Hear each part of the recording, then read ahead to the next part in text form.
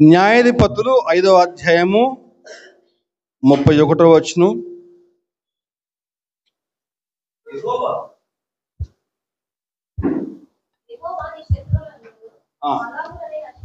నశించెదరు, ఆయనను ప్రేమించువారు బలముతో ఉదయించు సూర్యుని వలె ఉందురు అని పాడిరి.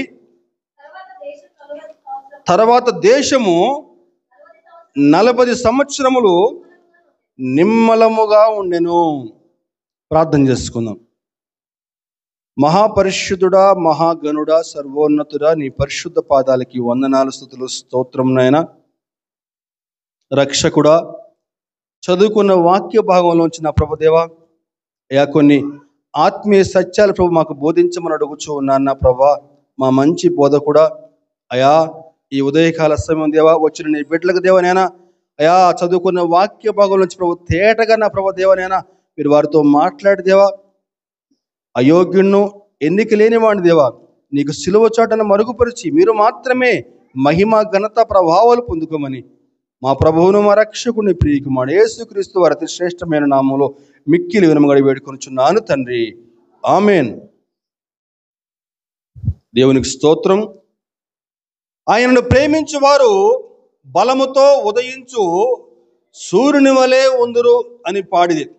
ఈరోజు మన వాక్య భాగం ఏంటని చెప్పానంటే, దేవుని ప్రేమించు వారు సూర్యుడి వలె ఉదయిస్తారు. ఆయనను ప్రేమించు వారు బలముతో ఉదయించు సూర్యుని వలె ఉందురు అని పాడిది. తర్వాత దేశము 40 సంవత్సరములు నిమ్మలముగా ఉండెను. ఇక్కడ చదువుకున్న వాక్య భాగం గమనిస్తే మనుషులు బలముతో ఉదయించు సూర్యుని వలె ఉంటారు. ఎప్పుడు ఉంటారట అని చెప్పానంటే, నువ్వు ఆయన్ను ప్రేమించేవాడుగా ఉంటే అప్పుడు ఉదయించే సూర్యుని వలె ఉంటావు. ఉదయించే సూర్యుని గురించి కొన్ని మాటలు చెప్పాయా అని చెప్పని ఒక కవిని అడిగితే ఏమంటాడు? ఆకాశంలో మబ్బులను చీల్చుకుంటూ నెమ్మదిగా పైకొచ్చే ఒక యోధుడి వలె, ఎవరికి తల వంచిన ఒక యోధుడి వలె ఉన్నాడు అని చెప్పని అతను వర్ణిస్తూ ఉంటాడు. నిజంగా ఉదయకాల సమయంలో మనం సూర్యుని చూస్తే ఎంత అద్భుతంగా ఉంటుందండి. చక్కగా అద్భుతంగా ఉంటుంది. అయితే కొంచెం సేపు అయిన తర్వాత సూర్యుడు నెమ్మదిగా పైకి వచ్చిన తర్వాత దగ మెరిసిపోతూ ఉంటాడండి. అవునా? మన చిన్నప్పుడు ఏ విధంగా సూర్యుడు ప్రకాశిస్తూ ఉన్నాడో ఇదిగో ఈనాటికి కూడా అదే విధంగా ప్రకాశిస్తూ ఉన్నాడు. అందులో ఏమైనా మార్పు ఏమన్నా ఉందంటారా? ఏం మార్పు లేదు. కారణము దాన్ని చేసినటువంటి సృష్టికర్త యొక్క శక్తి, ఆ యొక్క మాటలోని మహత్తు అండి. నోటి మాట చేత వెలుగు కలుగును గాక అని చెప్పని పలకగానే సూర్యుడు కలిగాడు. భూమి కూడా అంతే. భూమి ఆనాటి నుంచి ఈనాటి వరకు తన పంటను ఇస్తానే ఉంది. అందులో ఎటువంటి మార్పు లేదు. సూర్యుడు కూడా తన కాంతిని అదే విధంగా ప్రకాశింపజేస్తూ ఉన్నాడు. మరి సూర్యుడే ఆ విధంగా మరి ప్రకాశిస్తూ ఉంటే మరి ఆయన చేసినటువంటి సృష్టికర్త ఇంకెంత ప్రకాశమానంగా ఉంటాడండి. ఊహిద్దాం.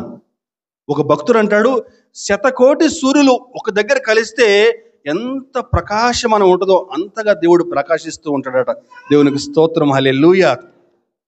అయితే నువ్వు ఆయన్ని ప్రేమించేవాడుగా ఉన్నట్లయితే తన యొక్క సూర్యునికి తన యొక్క కిరణాలను నీపైన ఉదయింపచేసి ప్రతి పరిస్థితిని కూడా నువ్వు ఎదుర్కొనేలాగా చేస్తాడు. ఈ మాటలు ఎవరు రాస్తున్నారని చెప్పానంటే, ఆనాడు దెబోరా అనేటువంటి ఒక ప్రవక్తి ఈ మాటలు రాస్తా ఉందండి. న్యాయాధిపతులు దెబోరా, బారాకు ఇరువురు కలిసి ఒక చక్కని కీర్తన పాడి దేవుణ్ణి స్తుతిస్తూ ఉన్నారు. ఏంటడా? యెహోవా నీ శత్రువులందరూ అలాగునే నశించెదరు, ఆయనను ప్రేమించు వారు బలముతో ఉదయించు సూర్యుని వలె ఉందురు అని పాడిరి. ఎవరండి ఈ మాటలు రాసింది అని చెప్పానంటే దెబోరా అండి. అసలు ఎవరి దెబోరా? ఏ సందర్భంలో ఈ మాటలు రాయటం జరిగింది? కొంచెం వివరాలకు వెళ్దాం. న్యాయాధిపతులు ఒక పేజీ పక్క తిప్పితే న్యాయాధిపతులు 4వ అధ్యాయము 4వ వచనం కొద్దామమ్మా. ఆ కాలమున లప్పీదోతునకు భార్య అయిన దెబోరా అను ప్రవక్త్రి ఇశ్రాయేలులకు న్యాయాధిపతినిగా ఉండును. చాలండి. ఆ కాలమున అంటే ఏ కాలము? ఆ కాలమున అంటే ఏ కాలం అండి? గమనించాలి. యెహోషువ నాయకత్వంలో యెహోషువ ఇశ్రాయేలు ప్రజల్ని కనానుకు నడిపించాడు. కనానుకు చేరుకున్న తర్వాత దేవుని యొక్క ఆజ్ఞ చొప్పున ఇశ్రాయేలుల 12 గోత్రాల ప్రజలకి ఆ యొక్క భూమిని స్వాస్థ్యంగా పంచి ఇచ్చాడు. ఎవరండి 12 గోత్రాలు? రూబేను నుంచి మొదలుకొని రూబేను, షిమ్యోను, లేవి, యూదా, దాను, నఫ్తాలి, గాదు, ఆషేరు, ఇస్సాకారు, జబూలూను, బెన్యామీను, యోసేపు 2 కుమారులు ఎఫ్రాయిము, మనష్షే. ఆ 12 గోత్రాల ప్రజలకి ఆ యొక్క కనాను ప్రాంతం అంతా కూడా భాగాలుగా విభజించి పంచిపెట్టడం జరిగిందండి. అయితే చక్కని పాలు తేనెలు ప్రవహించేటువంటి దేశం అండి అది. ఒక ద్రాక్ష గుత్తి తీసుకుంటే మనకి ఇక్కడ ఒక గుత్తి, చిన్న గుత్తి ఉంటుంది. కానీ అక్కడ ద్రాక్ష గుత్తి అని చెప్పి ఇంత పెద్ద ఉంటుంది గుత్తి. ఏమండి, ఒక యాపిల్కాయ ఇంత యాపిల్ ఉంటుందండి. అంత చక్కని దేశం అది. ఆ దేశం పాలస్తీనా దేశం. అటువంటి దేశాన్ని ప్రభువు వారికి కానుకగా ఇస్తే ఆ దేశాన్ని చేరుకున్న తర్వాత కొద్ది కాలం తర్వాత ఇశ్రాయేలీలు తమ దేవుడైన యెహోవాని మర్చిపోయి అన్య దేవతారాధన చేయడం మొదలు పెడతారు. అన్యులు సేవించేటువంటి విగ్రహాలని వీరు పూజించడం మొదలు పెడతారు. అలా అన్యుల్ని పూజించడం మొదలయ్యేసరికి దేవునికి ఆగ్రహం వస్తుంది. అనేక సార్లు ప్రభు వారిని హెచ్చరిస్తాడు, కానీ వారు తమ తీరు మార్చుకోలేదు. అలా వారు దేవుని యొక్క మాట వినకుండా వారు అన్యులను అనుసరించినందుకు చుట్టుపక్కల ఉన్నటువంటి అన్య దేశపు రాజులు వారిపైకి దండెత్తి వారిని రాజ్యం చేయడం మొదలు పెడతారు. వారిని దోచుకోవడం మొదలు పెడతారు. అదిగో ఆ సమయంలో దేవుడు మరలా వారికి గుర్తుకొస్తాడు. న్యాయాధిపతుల కాలం ఎట్లా తెలుసా? ఆ కాలంలో వారికి రాజు లేడు. ప్రజలందరూ కూడా ఎవరికి వారు తమ ఇష్టానుసారం జీవిస్తూ వచ్చారని చెప్పిన మాట అక్కడ వ్రాయబడింది. చూద్దాం ఒకసారి. న్యాయాధిపతులు చివరి 21వ అధ్యాయం చూస్తే 21-25. ఆ దినములలో ఇశ్రాయేలుకి రాజు లేడు, ప్రతి వాడును తన ఇష్టానుసారంగా ప్రవర్తించుచు, తన ఇష్టానుసారం అన్నమాట. వాడికి ఎలా అనిపిస్తే అలా, వాడికి ఏం చేయాలనిపిస్తే అలా ప్రవర్తిస్తూ వచ్చినటువంటి కాలం అది. అదిగో ఆ కాలంలో శత్రురాజులు వారిని ఇబ్బంది పెడతా ఉంటే అదిగో అప్పుడు మళ్ళా వాళ్ళకి దేవుడు గుర్తొచ్చి దేవునికి మొరపెడితే ఆ కాలంలో దేవుడు వారి కొరకు న్యాయాధిపతులను పుట్టించాడు. దాదాపుగా 12 మంది న్యాయాధిపతులు ఉంటారండి. ఒత్నియేలు మొదలుకొని ముఖ్యులు చూసుకుంటే ఒత్నియేలు, సంసోను, యోఫ్తా, ఇదిగో దెబోరా, ఇలా అనేక మంది న్యాయాధిపతులు ఆనాటి కాలంలో ఇశ్రాయేలు ప్రజల్ని క్షేమంగా కాపాడుతూ వచ్చారు. అదిగో అందులోనే ఈ దెబోరా ఒక ఆమె. ఆ కాలమున అంటే ఈ కాలమున, ఏ కాలమున అని చెప్పానంటే ఆ కాలంలో ఇశ్రాయేలు ప్రజల్ని కనాను రాజు యాబీను పరిపాలన చేస్తూ ఉంటాడండి. 4వ అధ్యాయం మనం ముందుకు సాగినట్లయితే 4వ అధ్యాయం 2వ వచనం.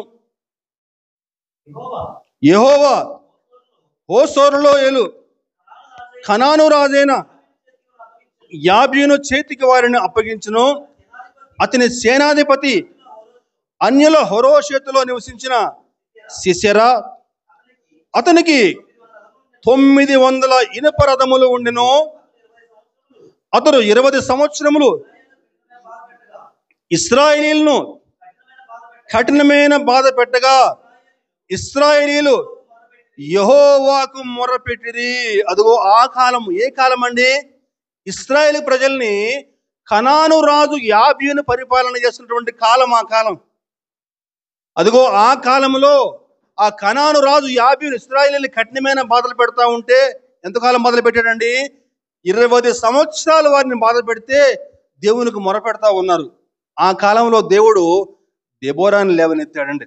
ఆ కాలం అని చెప్పానంటే గమనించండి, కనాను లోకానికి సాదృశ్యం, కనాను పాపానికి సాదృశ్యం.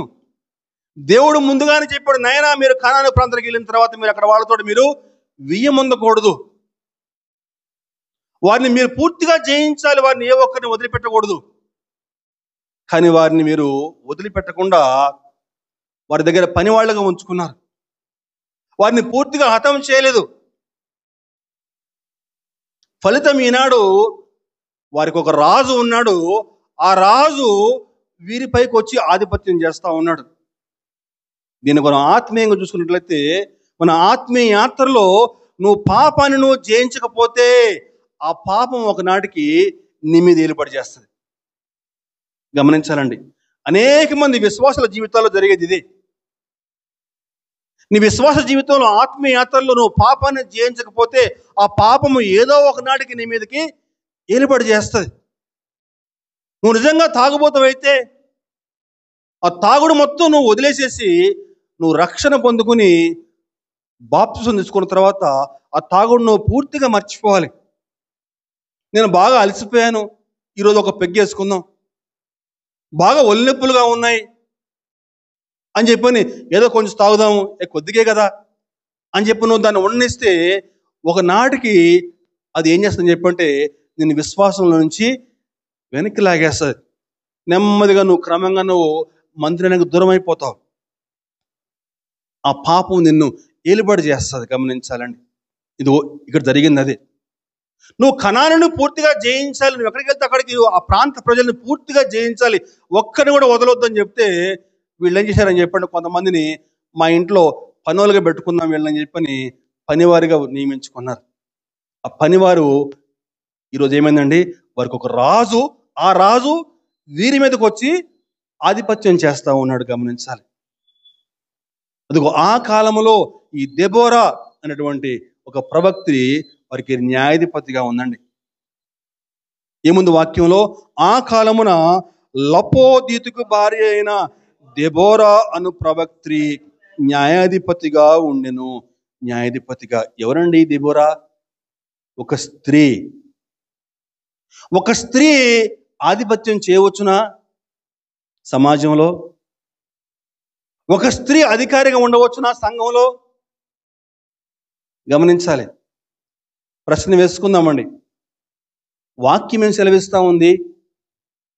తిమోతి పత్రిక తీద్దాం ఒకసారి. తిమోతి పత్రిక 1 తిమోతి 2వ అధ్యాయం 12వ వచనం.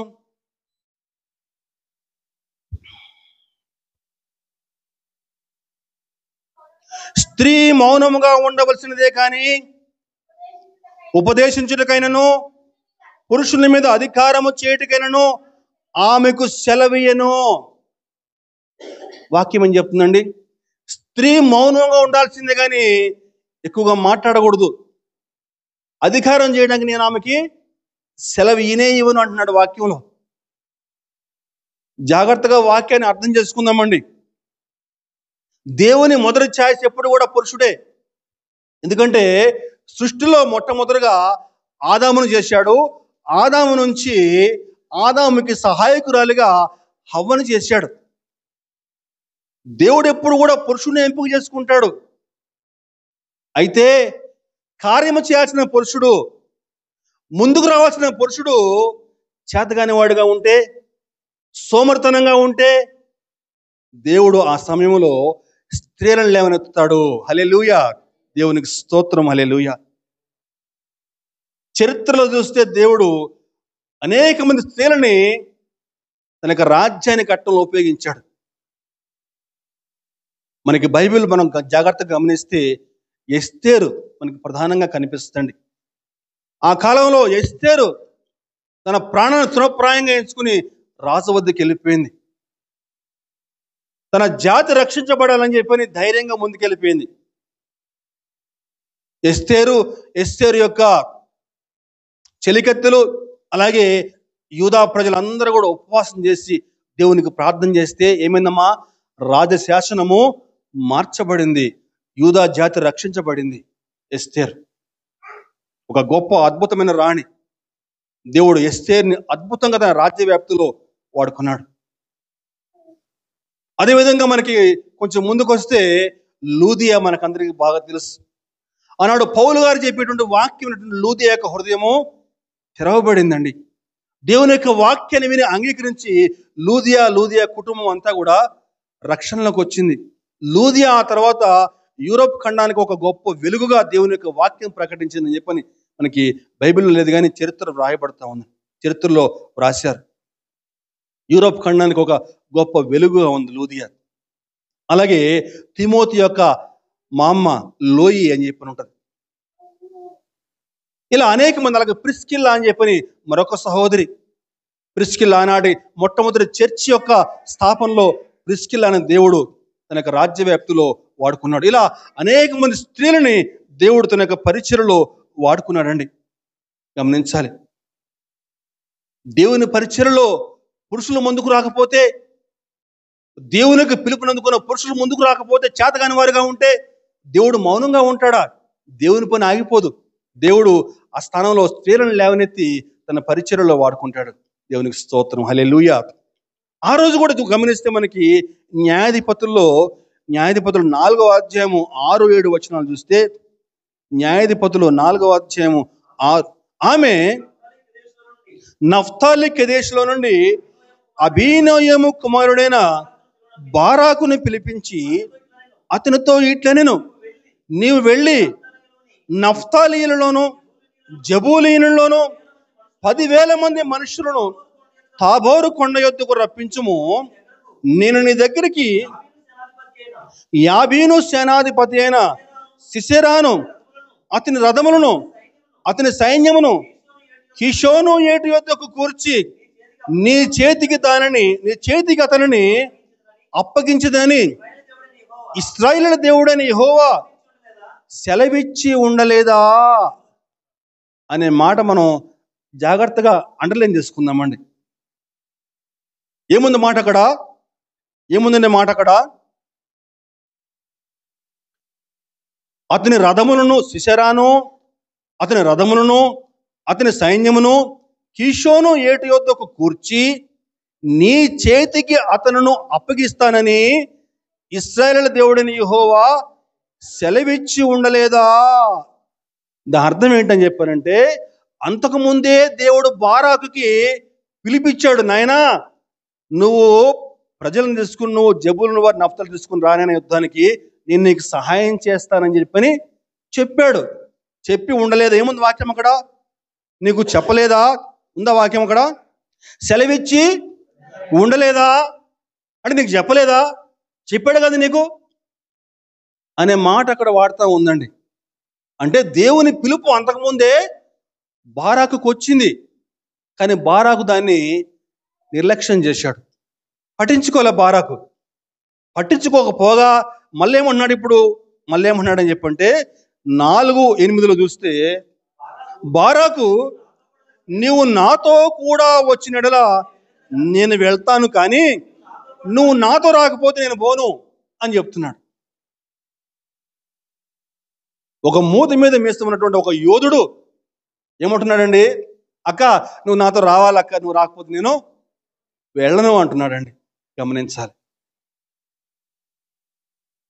అప్పుడు ఆ దెబోరా అంటుంది, ఏముంటుంది చెప్పారంటే, అయ్యా నేను వస్తే నీకు ఘనత కలగదు, ఉపయోగం లేదు, నీకు పేరు రాదు, నువ్వు వెళ్ళు అని చెప్పండి. లేదు నువ్వు రావాల్సిందే అని చెప్పారంటే, నేను వస్తే అక్కడ దేవుడు ఒక స్త్రీ చేతిలో విజయం ఇస్తాడు, ఒక స్త్రీకి ఘనత కలుగుద్ది, కానీ నీ ఘనత కలగదు అని చెప్పిన మాట అక్కడ ఆమె మాటం జరిగిందండి.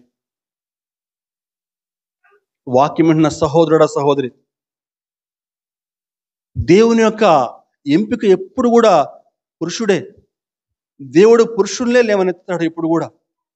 కానీ ఆ సమయంలో పురుషులు దేవుని యొక్క పిలుపునందుకుని ముందుకు రాకపోతే దేవుని పని ఆగిపోదు, కానీ ఆ స్థానంలో దేవుడు పురుషులను తన పరిచర్యలో వాడుకుంటాడు. ఇదిగో ఇక్కడ జరిగింది అదేనండి. దేవుడు ఇచ్చిన పిలుపును అందుకున్నటువంటి దెబోరా బారాకుని ప్రోత్సాహపరచగా, బారాకు జెబూలూనీల్ని, నఫ్తాలి వారిని 10,000 మందిని ఏర్పరచుకుని దెబోరాను తీసుకుని యుద్ధానికి బయలుదేరతాడండి. దేవుడు ఆ రోజు గొప్ప విజయాన్ని ఇస్తాడు. ముందు మనం 4వ అధ్యాయము మనం 15వ వచనం చూస్తే, బారాకు వారిని హతము చేయనట్లు యెహోవా సిసెరాను, అతని రథములన్నిటినీ, అతని సర్వసేనను కలవరపరచగా సిసెరా తన రథము దిగి కాలినడకన పారిపోయెను. బారాకు జెబూలూను వారిని, నఫ్తాలి వారిని తీసుకుని తాబోరు కొండపైకి వెళ్ళాడని చెప్పి తెలుసుకున్న సిసెరా తన 900 ఇనుప రథాలను తీసుకుని, గొప్ప సైన్యాన్ని తీసుకుని బయలుదేరతాడు యుద్ధానికి. అలా బయలుదేరినప్పుడు యెహోవా అద్భుతంగా వారికి సహాయం చేశాడండి. యెహోవా సర్వ సైన్యమును కలవరపరచగా అనే మాట అక్కడ వ్రాయబడింది. ఏ విధంగా కలవరపరిచాడు అనే పదం అక్కడ వ్రాయబడలేదు, కానీ యుద్ధంలో గొప్ప అద్భుతాన్ని పొందుకున్న తర్వాత దెబోరా ఒక కీర్తన రాసింది కదా, ఆ కీర్తనలో ఒక మాట ఉంది. ఆ మాటలో దేవుడు ఏ విధంగా సహాయం చేశాడు ఉంటుందండి. 5వ అధ్యాయము 5వ వచనం, యెహోవా సన్నిధిన కొండల నుండి ప్రవాహములు వచ్చెను. ఇశ్రాయేలు దేవుడైన యెహోవా సన్నిధిన సినాయిలో నుండి ప్రవాహం వచ్చెను. గమనించాలండి, తాబోరు కొండ పైన ఉంటుంది, ఇక్కడ వీరు వచ్చినటువంటి వాగు కింద ఉంటుందండి. వారు రథాలు తీసుకుని యుద్ధానికి బయలుదేరారు. పైన కొండ నుంచి ఒక్కసారి ఏముంది, పైన మధ్యలో భూమి వణికెను, ఆకాశము నీళ్లను కురిపించెను. భూమి వణికెను, ఆకాశము నీళ్లను కురిపించెను. సడన్ గా ఒక్కసారి భయంకరమైన వర్షము.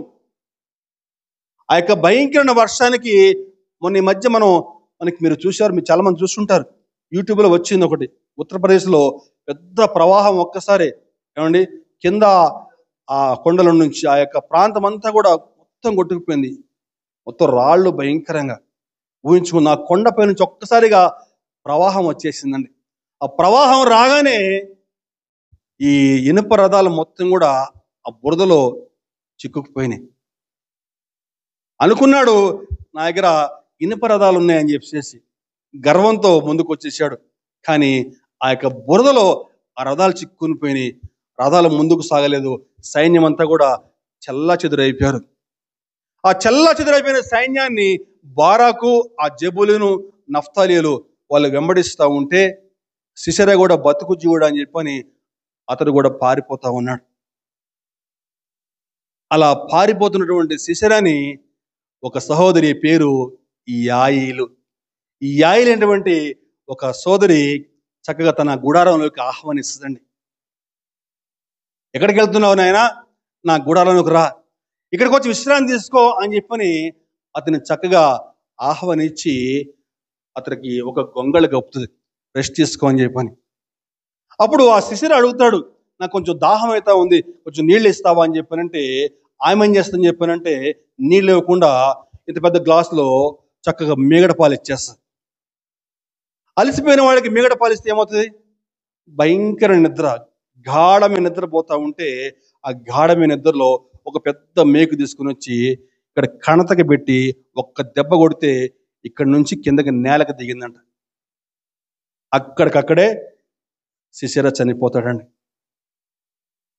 దేవుడు ఎంత అద్భుతంగా ఏం చెప్పింది ఆ రోజు దెబోరా, అయ్యా నేను వస్తే ఆ ఘనత నీకు దక్కదు, ఒక స్త్రీ చేతికి దేవుడు అప్పచెప్తాడని చెప్పానంటే వినలేదు బారాకు. చనిపోయిన తర్వాత సిసెరా బారాకు పరిగెత్తుకొస్తా ఉన్నాడు, ఎక్కడున్నాడు సిసెరా అని చెప్పని పరిగెత్తుకొస్తా ఉంటే అప్పుడు మనకి 22వ వచనం చూద్దామండి. 22వ వచనం 4:22 అమ్మా. బారాకు సిసెరాను తరుముచుండగా యాయేలు అతనిని ఎదుర్కొని వచ్చి, రమ్ము, నీవు వెతుకుచున్న మనుష్యుని ఆ మనుష్యుని నీకు చూపించదనగా అతడు వచ్చినప్పుడు సిసెరా చచ్చి పడి ఉండెను, ఆ మేకు అతని కణతలలో ఉండెను.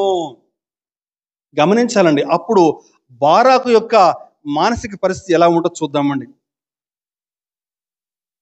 అతడేమో సిసెరాను చంపుదామని చెప్పి బయలుదేరుతా వస్తా ఉన్నాడు. సిసెరా అక్కడేమో చచ్చి పడిపోయి ఉంటాడు. దేవుడు ఆ రోజు అద్భుతంగా ఈ దెబోరాని యాయేలుని గొప్పగా వాడుకున్నాడు. తర్వాత మాట చూస్తే ఏముందని చెప్పంటే, ఆ దినమున దేవుడు ఇశ్రాయేలు ఎదుట కనాను రాజైన యాబీనును అడిచెను. తర్వాత వారు కనాను రాజైన యాబీనును సంహరించే వరకు ఇశ్రాయేలుల చెయ్యి కనాను రాజైన యాబీనుకు విరోధముగా అంతకంతకు హెచ్చుచూ వచ్చెను. దేవునికి స్తోత్రం, హల్లెలూయా. ఆ విధంగా వారు ఆ రోజు కనాను వారిని జయించిన తర్వాత ఆ దేశము 40 ఏళ్ల పాటు హాయిగా క్షేమంగా సంతోషంగా జీవించారండి. అయితే ఈరోజు దెబోరా నుంచి మనం కొన్ని ఆత్మీయ పాఠాలు తెలుసుకోవాలి. అదేవిధంగా ఆ రోజు యుద్ధంలో జయించిన తర్వాత ఈ దెబోరా అలాగే బారాకు ఒక చక్కని కీర్తన పాడారు. ఆ కీర్తనలో ఎన్నో ఆత్మీయ విషయాలు దాగి ఉన్నాయండి. ఈరోజు మన సంఘానికి మన సమాజానికి కావాల్సిన ఎన్నో గొప్ప విషయాలు ఆ యొక్క కీర్తనలో దాగి ఉన్నాయండి. అది ఆనాటికే కాదు, ఈనాడు మన క్రైస్తవ సమాజానికి అందరికీ కూడా ఉపయోగపడేటువంటి మాటలు ఆ కీర్తనలో వ్రాయబడి ఉన్నాయి. చూద్దాం ఒకసారి. మనం ఈరోజు దెబోరా నుంచి మనం నేర్చుకున్న అద్భుత విషయాలు ఏంటని చెప్పానంటే, ఆమె ఒక బలమైనటువంటి విశ్వాసం కలిగిన స్త్రీ అండి. గొప్ప విశ్వాసం అండి. నేను స్త్రీని కదా అని చెప్పి అనుకోలేదు. నేను ఒక స్త్రీని కదా, నేనేమి యుద్ధం చేస్తాను అని చెప్పి అనుకోలేదు. కానీ దేవుని మాట పైన విశ్వాసం ఉంచిందండి. దేవుని మాట పైన విశ్వాసం ఉంచి దేవునికి పూర్తిగా లోబడిందండి. మొట్టమొదటిగా క్రైస్తవ జీవితంలో ప్రధానంగా మనకు కావాల్సింది దేవుని పట్ల విశ్వాసం అండి. విశ్వాసము లేకుండా దేవునికి ఇష్టడై ఉండుట అసాధ్యము. ఇది ప్రధానం అండి. అబ్రహాము విశ్వాసంతో దేవుని మాట పైన ముందుకు సాగిపోయాడు. అలా ఆనాటి నుంచి నోహు దేవుని మాట పైన విశ్వాసం ఉంచి ఓడను కట్టాడు. అలా మనకి బైబిల్ యొక్క ప్రాథమిక సూత్రం మొట్టమొదటిగా విశ్వాసం కావాలి. నెంబర్ 2, ధైర్యం కలిగిన స్త్రీ అండి. ఎంత గొప్ప ధైర్యం అండి. అతనికి 900 ఇనుప రథాలు ఉన్నాయి, అంత పెద్ద సైన్యము, కనాను సైన్యము, నేనెట్లా జయించగలనని చెప్పి ఆమె అనుకోలేదు. కానీ ఇశ్రాయేలు సైన్యాన్ని మొత్తం అంతటిని కూడా ప్రోత్సహించి దెబోరా ముందు నాయకత్వంతో గొప్పగా నడిపించిందండి. గమనిద్దాం. అలాగే మరొక మాట చూస్తే అంటే చెప్పానంటే, ఆమె దేవుని పిలుపుకి లోబడిన స్త్రీ అండి. ఈరోజు నీకు ఆత్మీయ జీవితంలో నువ్వు వృద్ధిలోకి రావాలని చెప్పానంటే, మొట్టమొదటిగా నువ్వు దేవుని యొక్క పిలుపుకి లోబడాలండి. దేవుని యొక్క పిలుపుకు నువ్వు లోబడకపోతే నీవు నీ యొక్క ఆత్మీయ యాత్రలో, నీకు ఉద్యోగంలో కానీ, నీకు జీవితంలో ఎందులో కూడా నువ్వు విజయం పొందుకోలేవు. అబ్రహాము దేవుని యొక్క పిలుపుకు లోబడ్డాడు కాబట్టే అబ్రహాము విశ్వాసులకు తండ్రి అయ్యాడు. అబ్రహామా, నీ ఒక్కగానొక్క కుమారుడిని నాకు బలిగా అర్పించని చెప్పండి, మారు మాట మాట్లాడకుండా కుమారుని పట్టుకుపోయాడు, బలిగా అర్పించబోయాడు. దేవుడు అబ్రహామును గొప్పగా దీవించాడు, అద్భుతంగా దీవించాడు. సమూయేలుని పిలిచాడు దేవుడు. సమూయేలు దేవునికి సంపూర్తిగా లోపడ్డాడు కాబట్టి దేవుడు సమూయేలుని గొప్పగా దీవించాడు. సమూయేలు తన జీవిత కాలంలో 2 రాజుల్ని అభిషేకించాడు. ఒక గొప్ప న్యాయాధిపతిగా ఉన్నాడు సమూయేలు. ఆనాడు పౌలు దేవుని యొక్క మాట విని దేవునికి లోపడ్డాడు. తన తప్పును గ్రహించి తనకు పాత జీవితం అంతా వదిలేసేసి దేవుని యొక్క సేవలో పరిపూర్ణంగా వాడబడ్డాడు. నా పరుగు కడముట్టించింది మాట, మంచి పోరాటం పోరాడితే నా పరుగు కడముట్టించిందని చెప్పిన మాట సంతృప్తిగా పలికాడు పౌలు గారు. దేవుని యొక్క పిలుపుకి లోబడాలి. మొట్టమొదటిగా దేవుని యొక్క పిలుపుకి లోబడకపోతే విజయం లేదు. చివరిగా చూసుకుంటే, పురుషుల్ని ఏ విధంగా గౌరవించాలో తెలిసిన స్త్రీ దెబోరా. దేవుడు తనని పిలిచాడు కదా అని చెప్పని తాను పెత్తనం చెలాయించాలని చెప్పి అనుకోలేదండి. ఏమంటుంది? బారాకుని పిలిపించి అంటుందండి. ఉంది వాక్యం. దేవుడు తనను లేవనెత్తాడు, దేవుడు తనను లేవనెత్తాడు కదా అని చెప్పని తాను ఆధిపత్యం చేయాలని చెప్పి అనుకోలేదండి. ఆధిపత్యం చేయాలనుకోకుండా బారాకుని పిలిపించిన ఆయన యుద్ధానికి నువ్వు నాయకత్వం వహించు అని చెప్పానంటే అతనేమో కాదన్నాడు. అది తర్వాత సంగతి. మనకి లోకంలో ఒక సామెత ఉంటుందండి. ఒక తెలివిగల స్త్రీ అట ఏం చేస్తుందని చెప్పానంటే తన భర్తని తన ఇంటికి రాజుగా చేసి తాను రాణిగా ఉండి చక్కగా అందరి చేత గౌరవం పొందుకుంటుందట. కానీ మూర్ఖురాలు తన భర్తని బానిసగా చేసి ఆధిపత్యం చేయాలనుకుంటుంది. ఈ దెబోరా మొట్టమొదటి రకం అన్నమాట. చక్కగా పురుషులను గౌరవిస్తూ ఉందండి. దేవుని యొక్క వాక్యం మనకి కొరింథీ పత్రిక చూస్తే 1 కొరింథీ 11వ అధ్యాయం 3వ వచనం చూస్తే 1 కొరింథీ 11:3 ప్రతి పురుషునికి శిరస్సు క్రీస్తనియు స్త్రీకి శిరస్సు పురుషుడనియు క్రీస్తునకు శిరస్సు దేవుడనియు మీరు తెలుసుకొనవలనని కోరుచున్నాను. కొత్త నిబంధనలో మనకి అకుల ప్రిస్కిల్లా అని చెప్పి ఉంటారు. ప్రిస్కిల్లా కూడా బాగా దేవుని యొక్క జ్ఞానం తెలిసిన స్త్రీ. కానీ తన భర్త అకుల మీద ఆధిపత్యం చేయలేదు. చక్కగా తన భర్తని గౌరవిస్తూనే దేవునిలోకి నడిపించింది, విశ్వాసంలోకి నడిపించింది.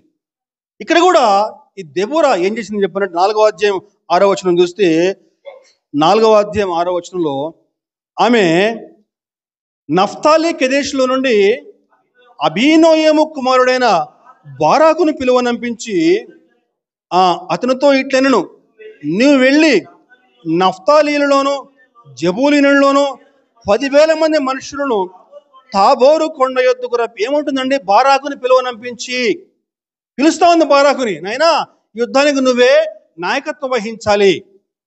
అలాగే మనకి 4వ అధ్యాయం 14 చూస్తే 4:14 కూడా దెబోరా లెమ్ము, యెహోవా సిసెరాను నీ చేతికి అప్పగించిన దినము ఇదే, యెహోవా నీకు ముందుగా బయలుదేరును కదా అని బారాకుతో చెప్పినప్పుడు ఉందండి. బారాకుతో చెప్పినప్పుడు నాయనా యెహోవా నీ చేతికి శత్రువులను అప్పగిస్తున్నాడు, బయలుదేరు అని చెప్పని బారాకుని ప్రోత్సహిస్తూ ఉంది. అంతే, అక్కడ పురుషులను గౌరవిస్తూ ఉందండి. తాను వెనక నుండి పురుషుల్ని ముందు ఉంచి నడిపించాలని చెప్పని ఒక చక్కని యోగ్యురాలు ఈ దెబోరా. కాబట్టి ఈనాడు స్త్రీలు ఏ విధంగా ఉండాలని చెప్పంటే పురుషుల్ని గౌరవిస్తూ పురుషుల్ని తమ తలగా ఉంచుకుని ముందుకు సాగాలి, గమనించాలి. అయితే ఆ రోజు దెబోరా బారాకు యుద్ధంలో విజయం పొందుకున్న తర్వాత దేవుడిని చక్కగా కీర్తిస్తూ చక్కని పాట పాడారండి. ఆ పాటలో మనకి కొన్ని ఆత్మీయ విషయాలు దాగి ఉన్నాయండి, చూద్దాం. మనకి న్యాయాధిపతులు 5వ అధ్యాయము 17వ వచనం చూద్దాం. గిలాదు యోర్దాను అద్దరిన నిలిచెను, దానీయులు ఓడల దగ్గర ఏల నిలిచిరి, అషేరీయులు సముద్ర తీరమున తమ అఖాతముల యొద్ద ఏల నిలిచిరి. ఇందులో గొప్ప ఆత్మీయ అర్థం దాగి ఉందండి. ఒక్కసారి మనం ఆనాటి పరిస్థితికి వెళ్ళిపోదాం. ఆనాడు కనాను రాజు యాబీను యుద్ధానికి వస్తూ ఉంటే యుద్ధ సమాచారం విన్నటువంటి దెబోరా ఏం చేసి ఉంటుందో మనం ఒక్కసారి మనం ఆనాటి రోజులకు వెళ్ళిపోదామండి. ఏం చేసి ఉంటుంది? బహుశా దెబోరా ఆ 12 గోత్రాల ప్రజలకి కబురు పంపి ఉంటుంది, లేఖ రాసి, అయ్యా ఈ విధంగా కనాను రాజు యుద్ధానికి వస్తూ ఉన్నాడు, కాబట్టి మీరు మీ యొక్క గోత్రం నుంచి కొంతమందిని తీసుకుని యుద్ధానికి రండి అని చెప్పని లేఖలు పంపి ఉంటుందండి. ఆ విధంగా లేఖలు పంపినప్పుడు జబూలోను నఫ్తాలీలు తప్పి ఇక ఎవ్వరు కూడా యుద్ధానికి రాలేదండి. ఎంతమంది గోత్రాలు ఉన్నారు? మొత్తం కూడా 12 మంది గోత్రాలు ఉన్నారండి. 12 మంది గోత్రాల్లో యుద్ధానికి ఎంతమంది వచ్చారండి? కేవలం 2 గోత్రాల వారు మాత్రమే వచ్చారండి. ఆ రోజు దెబోరా పాట పాడితే ఏమంటుంది చెప్పానంటే, దానియేలు ఓడ దగ్గర ఏల నిలిచిరి, ఏల నిలిచిరి. దాను గోత్రికులకి యుద్ధానికి రమ్మని చెప్పానంటే, దాను గోత్రికులు వారు యుద్ధానికి రాకుండా తమ ఓడల దగ్గరే ఆగిపోయారండి. బహుశా వార్తాహరుడు లేఖ తీసుకుని వారి వద్దకు వచ్చి ఉండొచ్చు. యుద్ధానికి రాగానే ఆ ఓడల దగ్గర వారు ఉండి, ఇప్పుడు యుద్ధానికి వెళ్తే మా వ్యాపారం ఏమైపోవాలి, ఈ ఓడలో సరుకు ఏమైపోవాలి, సరుకు మొత్తం కూడా లోడ్ చేసి పెట్టామే, ఇప్పుడు సరుకుని మేము లోడ్ చేసి మనం పంపించకపోతే అక్కడ కస్టమర్స్ మనల్ని ఏమనుకుంటారు, నా వ్యాపారం దెబ్బతింటది కదా. ఇప్పుడు మనం యుద్ధానికి వెళ్ళేది ఎవరితోటి? కనానీయులపై యుద్ధానికి వెళ్తున్నాం. మన కస్టమర్లో చాలా మంది కనానీయులే. ఇప్పుడు కనానీయులతో యుద్ధానికి వెళ్తే రేపటి రోజున మళ్ళీ మన బిజినెస్ దెబ్బతింటదేమో. మరి వెళ్ళకపోతే మరి మాట వస్తుంది, మరి ఏం చేయాలి? బహుశా ఈ దాను గోత్రికులు ఆలోచనలు పడి వెంటనే అతనికి బాగా డబ్బు ఉంది కదా, గల్లాపెట్టలో నుంచి కొంత డబ్బు తీసి, అయ్యా నాకైతే యుద్ధానికి రావాలనే ఉంది, కానీ ఇగో చూసావు కదా పరిస్థితి అంతా ఎట్లా ఉందో, నేను యుద్ధానికి రాకపోయినా సరే నా ఆత్మ మాత్రం అక్కడే ఉంటది, కాబట్టి నా పరిస్థితి అర్థం చేసుకుని ఈ డబ్బు తీసుకుని నువ్వు యుద్ధానికి బయలుదేరు అని చెప్పని చెప్పుంటాడు బహుశా దాను ఆ రోజు. మనం ఆనాటి పరిస్థితి అర్థం చేసుకుందామండి. ఈ దాని యొక్క వ్యక్తిత్వం ఎలా ఉంటుందని చెప్పానంటే, నేను బాగుండాలి, నా కుటుంబం బాగుండాలి, నా భార్య పిల్లలు బాగుండాలి, నా ఉద్యోగం బాగుండాలి, నా వ్యాపారం బాగుండాలి, మిగతా వారు ఏమైపోయినా సరే పర్వాలేదు. ఈరోజు ఈ దాను వంటి వ్యక్తిత్వం కలిగినటువంటి పురుషులు ఈరోజు అనేక మంది మన క్రైస్తవ సమాజంలో చాలా మంది ఉన్నారు. దేవుని రాజ్యం ముందు వెతకండి. మీరు ఏమి తిందమో, ఏమి తాగుదామో, ఏమి ధరించుకుందో మీరు ఆలోచించొద్దు. ముందుగా దేవుని రాజ్యం వెతకండి, పిమ్మట అవన్నీ కూడా మీకు అనుగ్రహించబడును అని చెప్పి దేవుని వాక్యం సెలవిస్తూ ఉంటే మీరు ఏం చేస్తున్నారండి? దేవుని యొక్క రాజ్యాన్ని పక్కన పెట్టి భోగభాగ్యాల కోసం, ఇగో వాటి కోసం వెతుకుతా ఉన్నారండి. ఆనాడు దెబోరా యుద్ధంలో జయించిన తర్వాత ఒక న్యాయాధిపతిగా అందరి గోత్రికుల వద్దకు వెళ్ళి, దాను గోత్రికుల వద్దకు వెళ్ళి, నా కుమారుడా దాను ఎందుకయ్యా యుద్ధానికి రాలేదు అని చెప్పి అడిగితే, బహుశా దాను తలకాయ పైకెత్తి బహుశా దెబోరా వంక చూడలేకపోయి ఉండొచ్చు. బహుశా సమాధానం ఏం చెప్పలేక, ఇదిగో ఇదే ప్రశ్న ఒకనాడు మనకందరికి ఎదురు కాకపోతా ఉంది ఆ పరలోకంలో, ఆ యొక్క సింహాసనం ఎదుట. నా కుమారుడా, నా కొరకు ఎంతమంది ఆత్మలను నువ్వు రక్షించావు? ఈ లోకంలో నీ కొరకు నీకు అన్నీ ఇచ్చాను, నేను నీకు సగని ఆరోగ్యం ఇచ్చాను, తగని ఉద్యోగం ఇచ్చాను, మంచి డబ్బు ఇచ్చాను, తగని ఇల్లు ఇచ్చాను, నా కొరకు నువ్వు ఎన్ని ఆత్మలను రక్షించావు? ఈ భూలోకంలో నా కొరకు నువ్వేం చేసావు అని చెప్పంటే ఈరోజు నీ సమాధానం ఏమై ఉంది?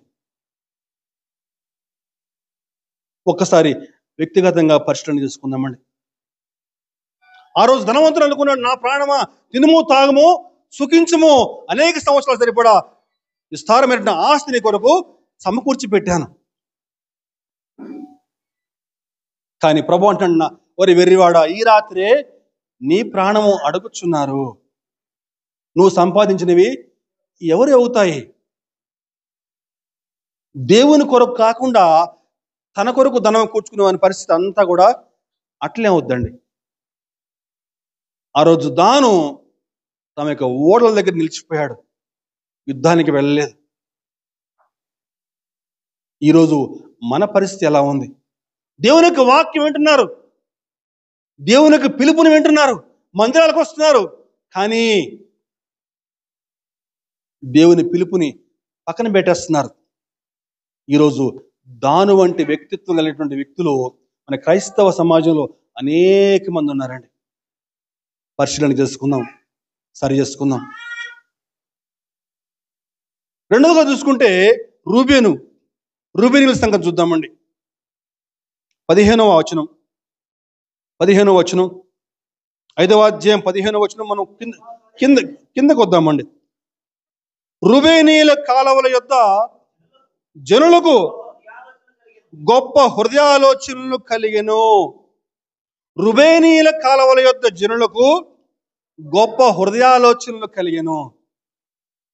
ఇందులో కూడా గొప్ప అర్థం దాగి ఉందండి. బహుశా రుబేనీయులు గొప్ప ఆలోచన కలిగిన వాళ్ళు కావచ్చు, గొప్ప విద్యావేత్తలు కావచ్చు, బాగా చదువుకున్నవారు, గొప్ప తీర్పరులు. ఏమండి, ఏ విషయంలో కూడా తొందరపడేవాళ్ళు కాదు. బాగా ఆలోచన చేసి నిర్ణయం తెచ్చుకుంటారు ఈ రుబేనీయులు. బహుశా ఆ వార్తాహరుడు లేఖ పట్టుకుని రాగానే ఈ రుబేనీయులు అందరూ కూడా సమావేశమై యుద్ధానికి ఎలా వెళ్ళాలి, యుద్ధంలో ఎవరు నాయకత్వం వహించాలి, ఎవరు ముందుగా వెళ్ళాలి అని చెప్పి బహుశా ఆలోచన చేస్తూ ఉండవచ్చు. బహుశా అంటే మనం ఆనాటి స్థితి మనం ఆలోచన చేద్దామండి. గొప్ప హృదయాలోచనలు కలిగెను. అలా ఆలోచన చేస్తూ ఉంటే వారికి ఒక మాట గుర్తొచ్చింది. ఏంటని చెప్పారంటే, అరే, యుద్ధం నడిపించేది స్త్రీ కదా, స్త్రీ యుద్ధంలో నాయకత్వం వహిస్తూ ఉంటే మనం ఎట్లా వెళ్తాం? మరి ఒక స్త్రీ నాయకత్వం నడిపిస్తూ ఉంటే మనం వెళ్ళటం ఏమన్నా క్షేమమా? ఒక స్త్రీ నాయకత్వం చేస్తూ ఉంటే మనం యుద్ధంలో వెళ్తే మనకి విజయం లభిస్తుందా అని చెప్పని ఈ రుబేనీయులు ఆగిపోయారు. వారికి గొప్ప గొప్ప ఆలోచన చేశారు. వారికి బాగా వాక్యం తెలుసు. ఆ వాక్య ప్రకారం ఏంటని చెప్పంటే, నడిపించేది స్త్రీ కదా, మరి ఆమె వెళ్తే ఎట్లా? మరి ఆమె వెనక మనం ఎట్లా? ఒక పని చేయనైనా, నువ్వు ముందుకెళ్ళు, మేము ఇదంతా కూడా మినిట్స్ బుక్లో పెట్టి మేము ఆలోచన చేసి మేము నిర్ణయం తీసుకుంటాం, నువ్వు ముందుకు పదా అని చెప్పని వాళ్ళు చెప్పుకుంటారు బహుశా రుబేనీయులు. ఈరోజు అటువంటి సహోదరులు ఈనాడు మన సమాజంలో బోళ్ళంత మంది అండి. దేవుని యొక్క వాక్యాన్ని పరిశుద్ధాత్మ ప్రేరణతో మనం బోధిస్తూ ఉంటే కోడిగిడ్డి మీద ఏకలు లాగినట్లుగా అందులో తప్పుల్ని ఎంచి ఏం చేస్తున్నానని చెప్పానంటే, యూట్యూబ్లో, ఫేస్బుక్లో వాటిని అప్లోడ్ చేసి సునకానందం పొందేవాళ్ళు ఈనాడు అనేక మంది అండి. వాస్తవా కాదా? అనేక మంది అండి. దేవుని యొక్క వాక్యాన్ని బోధిస్తూ ఉంటే దేవుని యొక్క వాక్యంలో వాస్తవం గుర్తిరకుండా అందులో తప్పులు ఎంచి, ఇదిగో ఇట్లా ఆయన అట్ట చెప్పాడు, ఈయన అట్ట చెప్పాడు అని చెప్పని దాన్ని విమర్శించే వాళ్ళు ఈనాడు ఫేస్బుక్లో, యూట్యూబ్లో బోల్డంతమంది. ఒక పెద్ద వరదలో ఒకడు కొట్టుకుని పోతా ఉంటే వాడికి కావాల్సింది రక్షణ కవచం, కానీ విసిరింది ఆడ మనిషి మగ మనిషి అక్కర్లేదు. వాడికి కావాల్సింది ఏంటి? రక్షణ కవచం, అంతవరకే. ప్రజల్ని నిత్యాగ్ని నుంచి బయటకు లాగాల్సింది పక్కన పెట్టి నువ్వు ఆడ మనిషి చెప్తా ఉంది అక్కడి నుంచి, ఆమె స్త్రీ అని చెప్పని విమర్శిస్తూ ఉన్నారు. ఇదిగో ఈ రూబేనీయులకి గొప్ప ఆలోచనలు కలిగినాయట.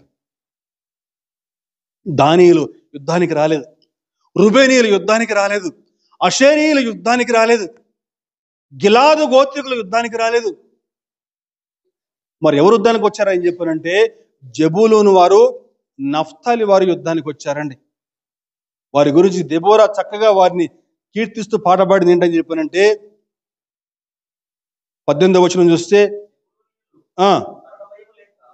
జెబూలీనీయులు మరణ భయం లేక ప్రాణమును తృణీకరించుకున్న జనము, నఫ్తాలీయులు భూమి మెట్టల మీద ప్రాణము తృణీకరించిరి.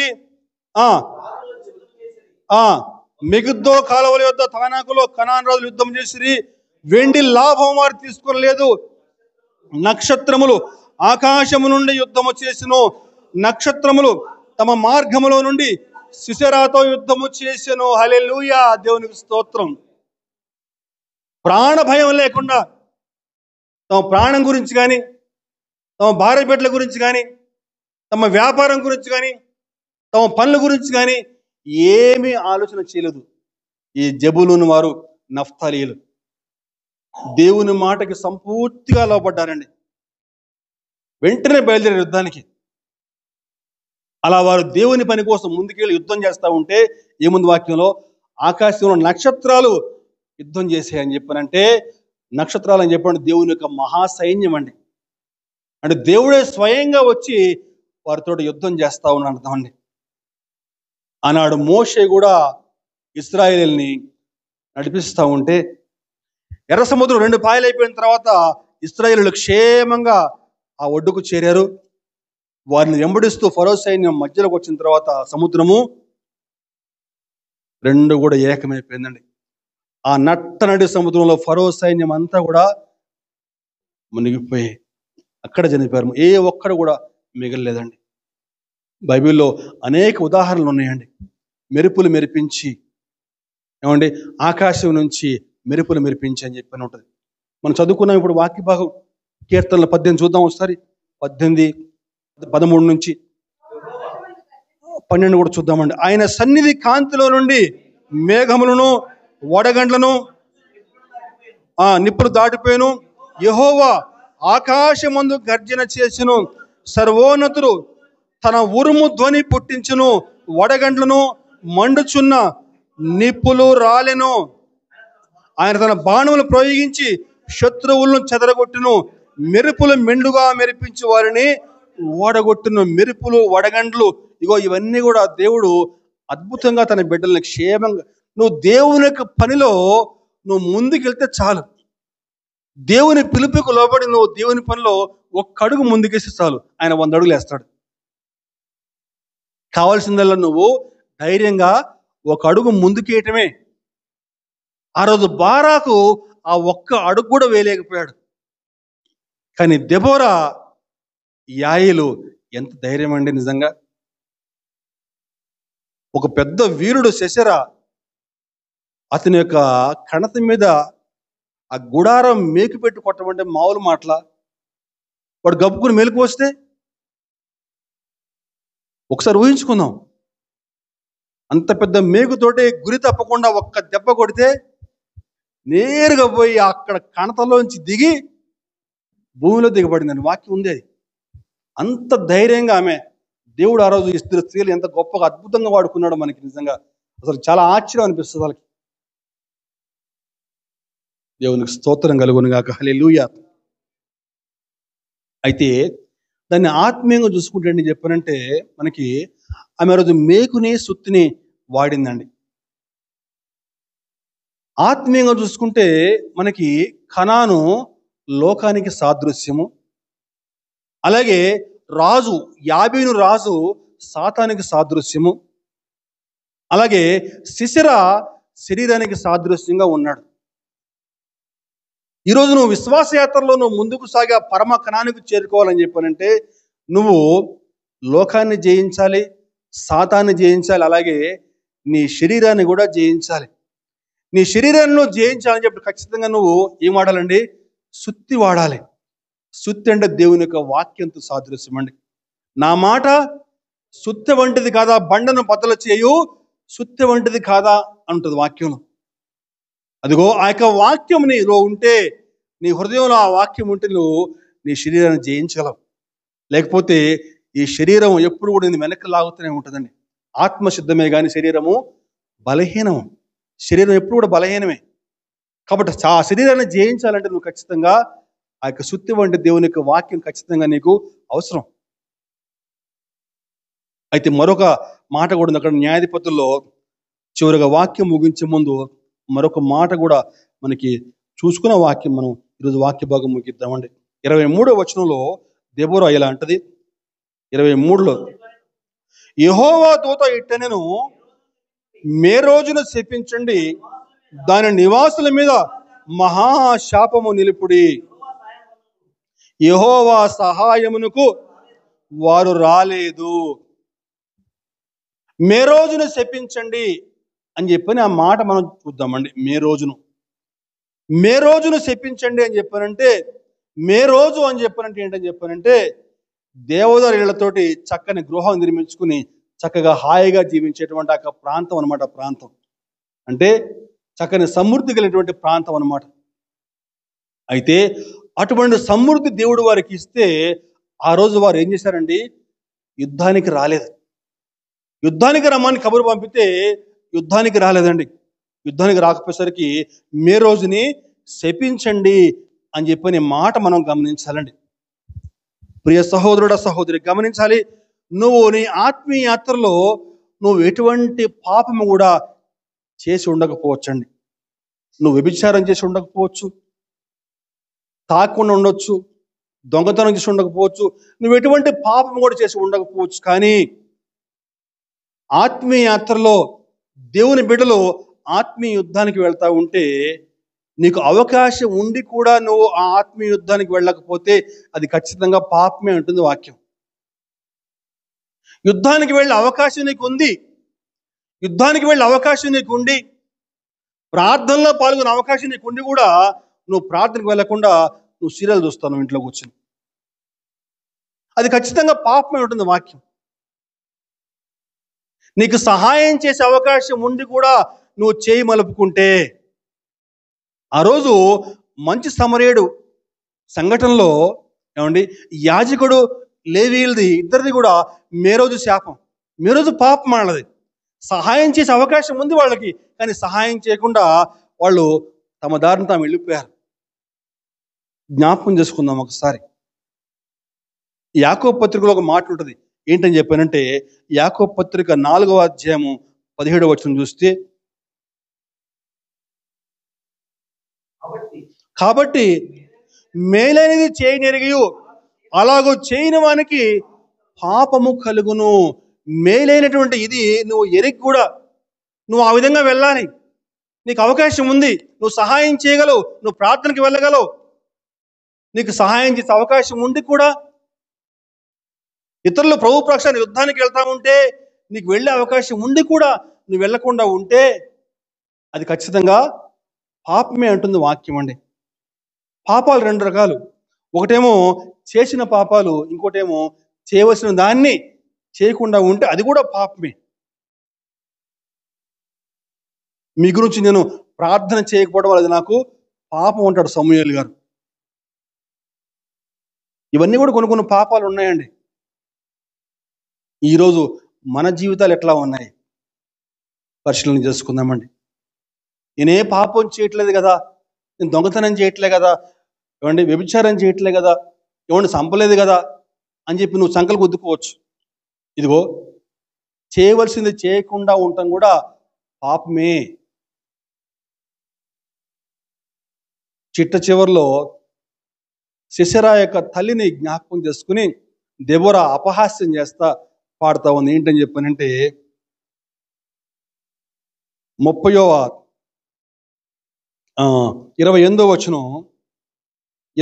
వచనం, సిసెరా తల్లి కిటికీల నుండి చూచును, అల్లిక కిటికీల నుండి చూచి కేకలు వేసును, అతని రథము తడువు చేయనేలా, అతని రథ చక్రములు ఆలస్యము చేయనేలా ఇలాగునే ఉత్తరమిచ్చిరి. ఆమె తనకు తాను మరలా ఇట్లనుకుంటును, వారికి దొరికిన కదా, దోపుడు సొమ్ము పంచుకొనుచున్నారు కదా, యూదులందరూ తలా ఒక స్త్రీని తీసుకుందరు కదా, ఏమండి ఇలా ఏంటి నా కుమారుడు ఇంకా రాలేదు యుద్ధానికి వెళ్ళి అక్కడ చక్కగా దోపుడు సొమ్ము పంచుకుంటున్నాడేమో, చక్కగా అక్కడి నుంచి స్త్రీలను తెచ్చుకుంటున్నాడేమో, ఏమండి ఇలా తన కుమారుడు గురించి ఆమె ఊహించుకుంటా ఉంది అని చెప్పని ఈమె దెబోరా చెప్తా ఉంది. కానీ ఏమని సిసెరా పరిస్థితి, ఆల్రెడీ అక్కడ చచ్చిపోయి పడుకున్నాడండి. ఆడ ఏముంది, అక్కడ యెహోవా నీ శత్రువులందరూ కూడా అలాగే నశించెదరు. చక్కని వాక్యం అండి. ఈరోజు దెబోరా యొక్క జీవితం, యాయేలు యొక్క జీవితం, దేవుని యొక్క మాటకు లోబడ్డటువంటి దెబోరా, దేవుని పట్ల విశ్వాసం కలిగిన స్త్రీ, దేవుని యొక్క మాటకి సంపూర్ణంగా లోబడ్డ స్త్రీ, పురుషులను ఏ విధంగా గౌరవించాలో తెలుసుకున్నటువంటి స్త్రీ, దాన గోత్రికుల వలె, రుబేను గోత్రికుల వలె, ఆషేరు గోత్రికుల వలె, గాదు గోత్రికుల ఉండగా జెబూలూను నఫ్తాలి గోత్రికుల వలె దేవుని యొక్క పనిలో విశ్వాసంతో ధైర్యంతో ముందుకు సాగుదుముగాక. ఆమేన్. దేవుడి కొద్ది మాట దీవించును గాక.